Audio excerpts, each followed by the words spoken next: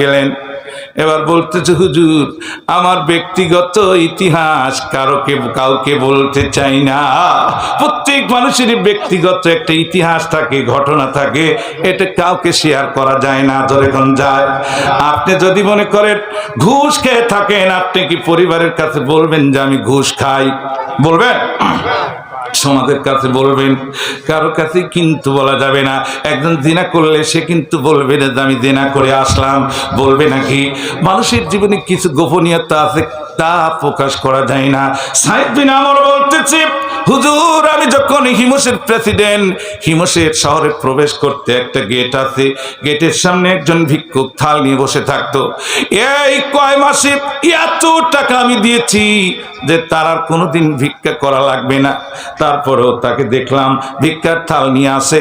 আমি জিজ্ঞাসা করলাম, মুরব্বি তুমি যত টাকা দেওয়া হয়েছে ভিক্ষা তো আর তোমার প্রয়োজন নাই, আমি ভিক্ষাবৃত্তি এ সমাজ থেকে, হিমস থেকে উঠায় দেব।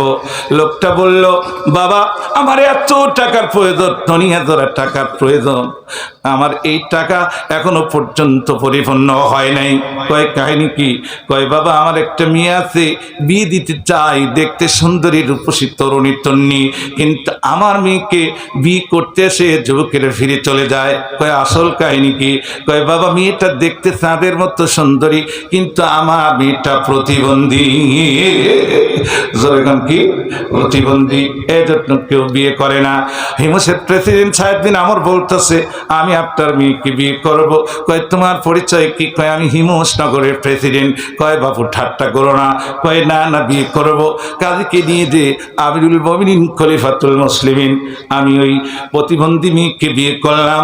জীবনের 6টি বছর পেরিয়ে গেল, আল্লাহ পাক 4টে সন্তান আমারে দেশে। আল্লাহু আকবার বলেন। প্রতিবন্ধী হলে কি সন্তান ধারণ করার ক্ষমতা রাখে না? 4টি সন্তান আমারে দেশে।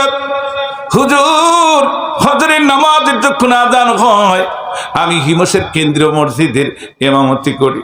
এরপরে বাড়ি এসি, বিবিকে কোলে করে টয়লেটে নিয়ে পেশাব পায়খানা করাই, নতুন কাপড় অর্থাৎ কাপড় চেঞ্জ করে আবার বিছানায় দিয়ে আসি।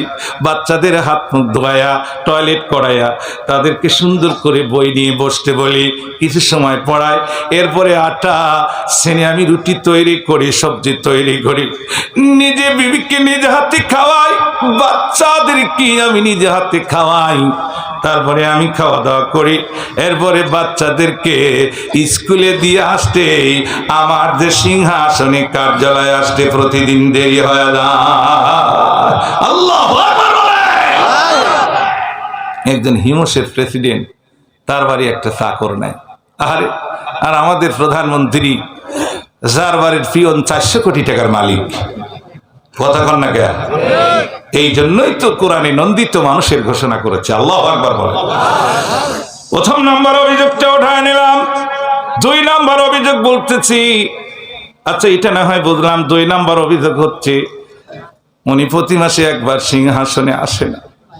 কয় হুজুর আমার পরনে একটাই দাম, একবার মাসে খাসতে হয়, বিবির কাপড় চোপড় পরিষ্কার করতে হয়, আমার ছেলে মেয়েদের কাপড় চোপড় ধুইতে হয়, আমার